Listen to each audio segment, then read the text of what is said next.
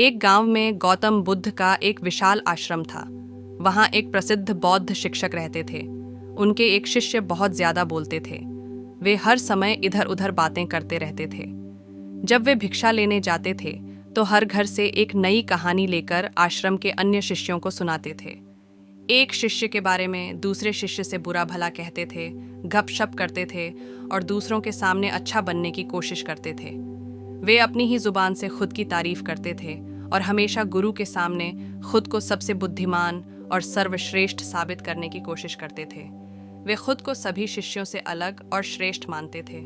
कहते थे कि मैं एक अमीर परिवार का लड़का हूँ। अगर चाहता तो मैं एक आरामदायक और सुविधाओं से भरपूर जीवन जी सकता था, लेकिन मैंने सब कुछ छोड़ दिया और यहाँ आया क्योंकि मुझे सत्य को खोजना है, अस्तित्व के रहस्यों को जानना है, खुद को जानने के लिए, जीवन को जानने के लिए। इसलिए मेरा त्याग आप सभी से बड़ा है। एक दिन गुरु ने आश्रम के सभी शिष्यों को बुलाया और कहा, तुम सभी को अगले 1 महीने के लिए कोई संकल्प लेना है। ये आपकी दृढ़ संकल्प शक्ति को मजबूत करेगा और आप में आत्मशक्ति का संचार करेगा।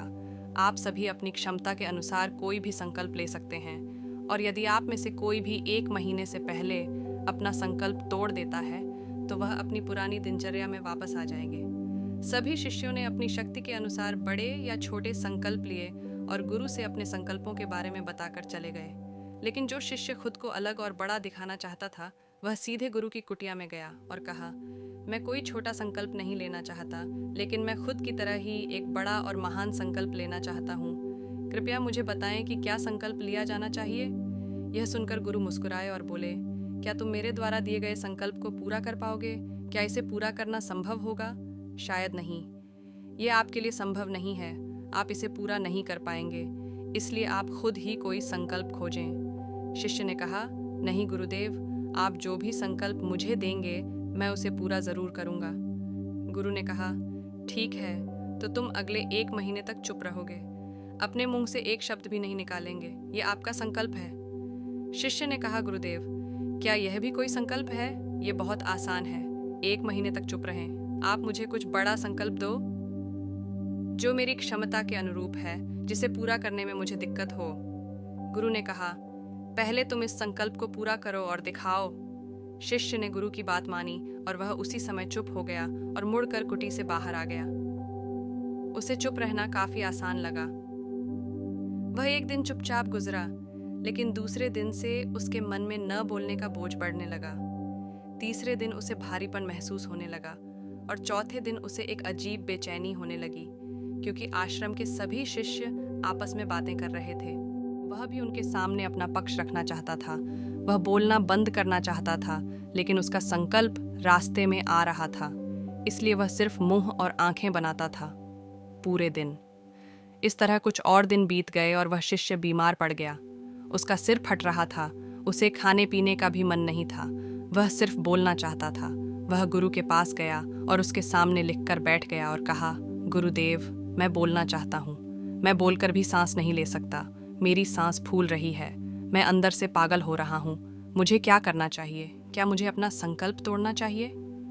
गुरु ने यह पढ़कर मुस्कुराते हुए कहा, संकल्प सिर्फ तोड़ने के लिए होते हैं, लेकिन जो अपना संकल्प पूरा करता है वह अपनी आंतरिक शक्ति बढ़ाता है, और जो अपनी आंतरिक शक्ति बढ़ाता है वह समाज और जागरण के पथ पर आगे बढ़ता है। संकल्प लेना भी तुम्हारे हाथ में था और इसे तोड़ना भी तुम्हारे हाथ में है।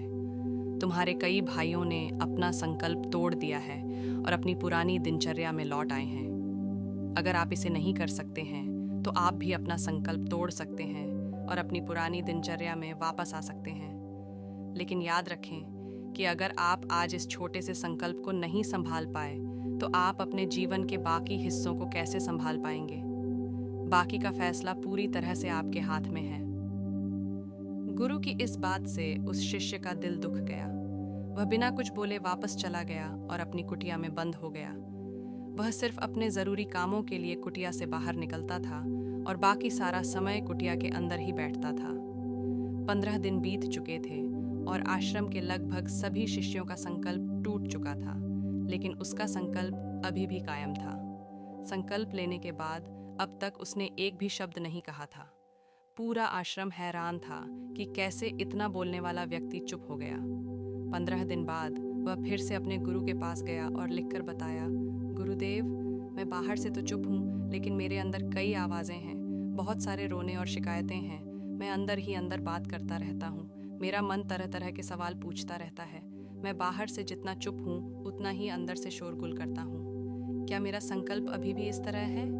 गुरु ने कहा, हाँ, तुम्हारा संकल्प अभी भी चल रहा है, लेकिन जब तक लोगों की ये आवाज़ें तुम्हारे कानों में पड़ती रहेंगी, तुम्हारा मन बोलता रहेगा, क्योंकि उसे बोलने की आदत है।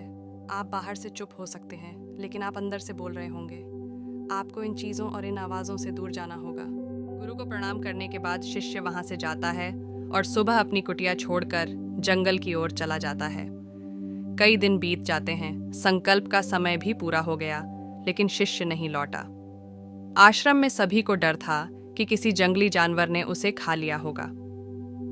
इस बीच उसे ढूंढने के लिए कई प्रयास किए गए, लेकिन वह कहीं नहीं मिला। सभी गुरु भाइयों ने मान लिया था कि जंगली जानवरों ने उसे अपना शिकार बना लिया है, लेकिन गुरु को ऐसा नहीं लगा। एक दिन आश्रम का दूसरा शिष्य गुरु के पास आया और बोला, गुरुदेव, हमारे उस चर्चित भाई का क्या हुआ होगा? क्या जानवर ने उसे मार डाला होगा? गुरु ने कहा, हो सकता है कि जानवरों ने उसे अपना शिकार बना लिया हो, लेकिन वहां हो सकता है कि उसके न लौटने का कोई दूसरा कारण हो सकता है उसे वह मिल गया जिसके लिए वह गया था। तब शिष्य ने पूछा, गुरुदेव, क्या बहुत अधिक बोलना इतना हानिकारक है?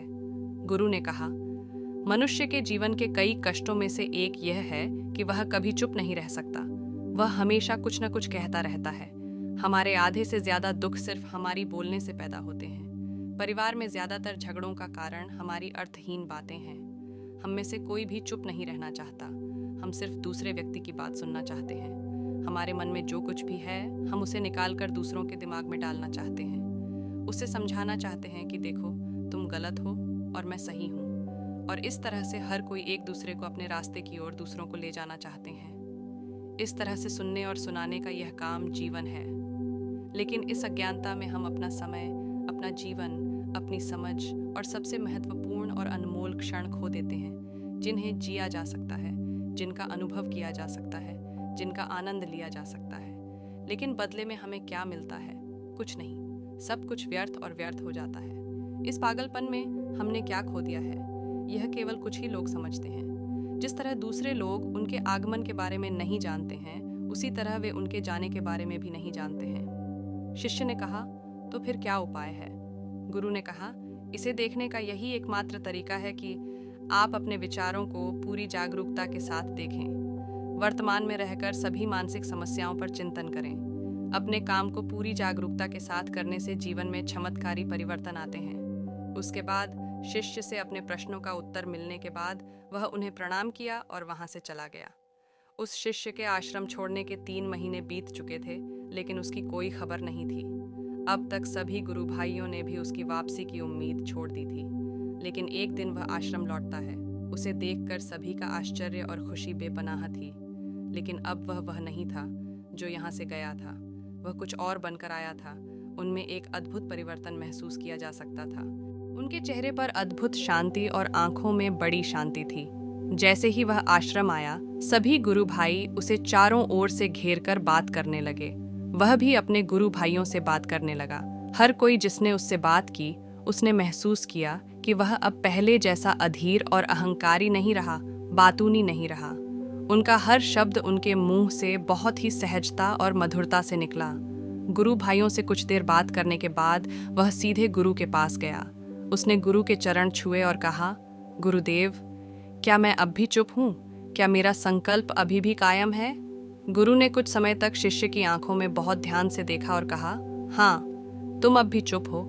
तुम्हारे मुंह से एक शब्द भी नहीं निकल रहा है और तुम्हारा संकल्प अभी भी कायम है। शिष्य ने कहा, गुरुदेव, जब मैं आश्रम से गया था तो मैं अपने मुंह से चुप था, लेकिन मेरे अंदर कई आवाज़ें थीं। मेरे मन में कई सवाल थे और वे रुक नहीं रहे थे, इसलिए मैं जंगल में चला गया, इस उम्मीद में कि वहाँ मुझे शांति मिलेगी और मेरे मन की चर्चा कम हो जाएगी।